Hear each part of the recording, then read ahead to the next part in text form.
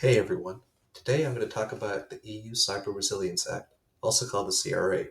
This is a new cybersecurity law created by the European Union that focuses on improving the security of digital products like software, smart devices, and connected technology. The goal of this law is to make sure that companies design products with stronger security protections from the start, instead of fixing problems after attacks happen. The Cyber Resilience Act was created because many digital products today have weak security. A lot of devices, especially IoT devices like smart cameras, routers, and smart home products, are released with vulnerabilities and rarely receive updates. Attackers often exploit these weak devices to gain access to networks or launch larger cyber attacks. The EU recognized that insecure products are a major source of cybersecurity problems, so they introduced this law to force companies to take security more seriously. The Cyber Resilience Act is a cybersecurity regulation that applies to both hardware and software products sold in the European Union.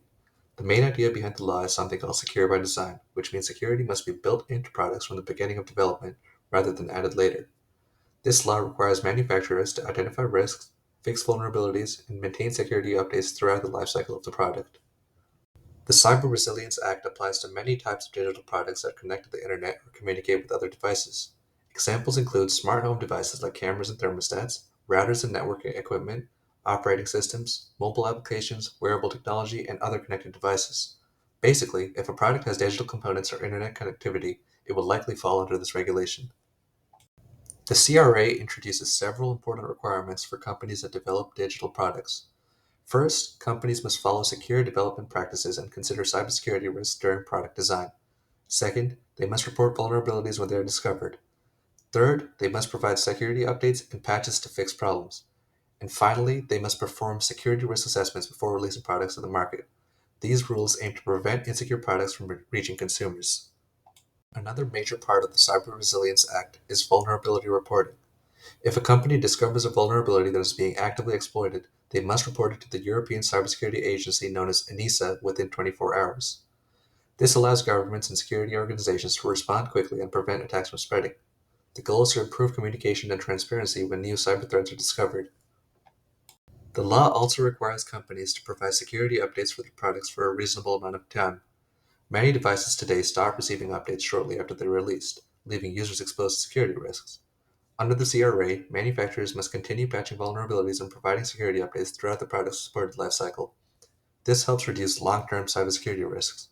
For companies, the Cyber Resilience Act will significantly change how products are developed and maintained.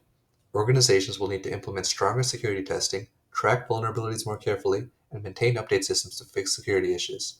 Companies that fail to follow these rules could face significant fines and regulatory penalties. Because of this, many organizations will need to invest more in cybersecurity practices. For consumers, the CRA should lead to safer digital products. Devices and software should receive security updates more consistently, and companies will be required to take responsibility for protecting their users. Overall, this law aims to reduce the number of insecure devices that attackers can exploit. Although the Cyber Resilience Act improves cybersecurity, it has also received some criticism. Some companies are concerned about the cost of compliance, especially smaller developers who may struggle to meet all their security requirements. Others argue that maintaining long term updates for certain products could be difficult. However, many security experts believe that these regulations are necessary to improve overall cybersecurity.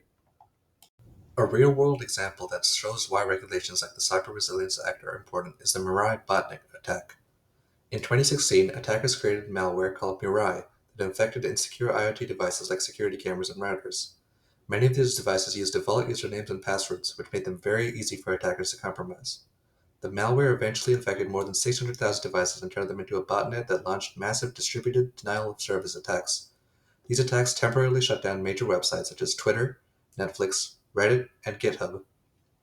If regulations like the Cyber Resilience Act had existed at the time, manufacturers would have been required to build devices with stronger security, remove default passwords, and provide updates to fix vulnerabilities. This could have significantly reduced the scale of the attack. In conclusion, the EU Cyber Resilience Act is an important step towards improving cybersecurity for digital products. By requiring companies to design secure systems, report vulnerabilities, and provide ongoing updates, the law aims to reduce cyber risks and protect users. As technology continues to expand and more devices connect to the internet, regulations like the CRA will likely become more common around the world.